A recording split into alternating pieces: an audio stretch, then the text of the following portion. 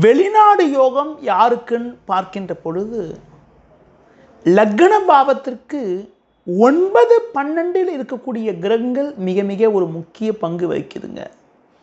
ஒரு ஜாதகத்தில் லக்னத்துக்கு 9ஆம் வீட்டில் ஒரு கிரகம் இருக்குது, அந்த கிரகத்தோட தசை நடக்குது. 12ஆம் வீட்டில் ஒரு கிரகம் இருக்குது, அந்த கிரகத்தோட தசாபுத்தி நடக்குதுன்னா அவங்களுக்கு வெளியூர் வெளிநாடுகள் மூலமாக ஒரு நல்ல ஒரு அனுகூலங்கள் உண்டாகிறது. அதுபோல் ஒரு ஜாதகத்தில் 9இல் ராகு இருந்து திசை நடக்குது, 12 ராகு இருந்து திசை நடக்குதுன்னா அவங்களுக்கு பெரும்பாலும் வெளிநாடு செல்லக்கூடிய ஒரு வாய்ப்புகள் உண்டாகிறது.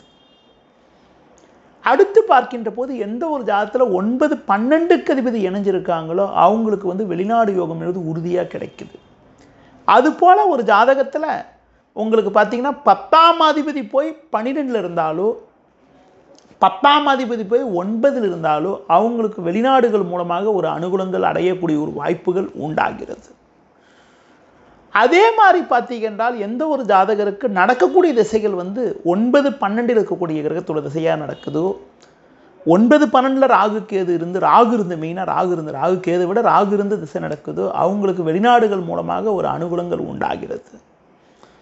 அதுபோல் காலபுருஷப்படி 9, 12ஆம் வீடுன்னு சொல்லக்கூடிய தனுசு மீனத்தில் ஒரு கிரகம் இருந்து அந்த கிரகத்தோட தசாபுத்தி நடைபெறுகின்ற பொழுது அவங்களுக்கு வெளிநாடுகள் மூலமாக ஒரு சில அனுகூலங்கள் அடையக்கூடிய ஒரு அமைப்பானது உண்டாகிறது. பொதுவாக ஒரு ஜாதகத்தில் லக்ன பாவத்திற்கு உங்களுக்கு 9ஆம் வீடு என்பது வெளிநாட்டையும் 12ஆம் வீடு என்பது வெளிநாடுகள் மூலமாக ஒரு அனுகூலத்தையும் தரக்கூடிய அமைப்பாகும். அதனால் இந்த ஸ்தானத்திற்கு 10ஆம் அதிபதி தொடர்பு வர்றது ஒரு மிகப்பெரிய ஒரு சிறப்பு.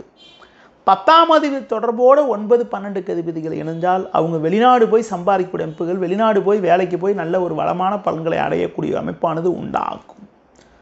அதுபோல் ஒரு ஜாதகத்திற்கு 4ஆம் அதிபதியும் 9ஆம் அதிபதி இணைஞ்சிருந்தாலோ 4ஆம் அதிபதி 12ஆம் அதிபதி இணைஞ்சிருந்தாலோ அவங்களுக்கு படிப்புக்காக ஏதாவது வெளிநாடு போகக்கூடிய ஒரு அமைப்புகள்லாம் கூட உண்டாகும்.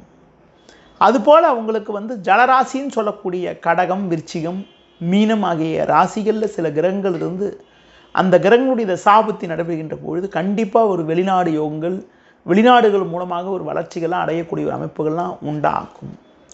பெரும்பாலும் நான் பார்க்குற ஜாதகத்தில் உங்களுக்கு 12ல் ராகு இருந்த திசை நடக்கிறது, 9ல் ராகு இருந்த திசை நடக்கிறது, 9ல் சந்திரன் இருந்த திசை நடக்கிறது, 12ல் கிரகம் ராகு இருந்த திசை நடக்கிறது, 12ல் ஒரு பாவ கிரகம் இருந்து சனி இருந்து சனி திசை நடக்கிறது.